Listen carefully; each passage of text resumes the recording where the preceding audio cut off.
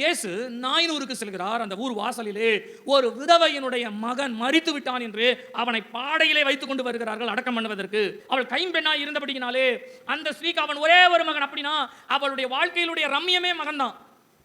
நீங்க யோசித்து பாருங்க, சில நேரங்களில் குடும்பங்களிலே நாம் விசாரிக்கும் பொழுது, நம்ம கவனிக்கும் பொழுது, நம்முடைய வாழ்க்கை எதை சார்ந்த பிள்ளைகளுக்காக தான் வாழ்றேன் பாஸ்டர்.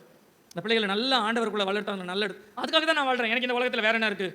என் பிள்ளைக்காக தான். அவனை நல்லா படிக்க வச்சு ஒரு நல்ல சூழ்நிலையில் கொண்டு வந்து அவன் நல்லா இருக்கணும். என் வாழ்க்கையில் நான் எதை இழந்தனோ அவன் வாழ்க்கையில் எல்லாத்துலையும் நல்லா இருக்கணும். ஆனால் இன்றைக்கான மகனே போயிட்டான் அப்படின்னும் போது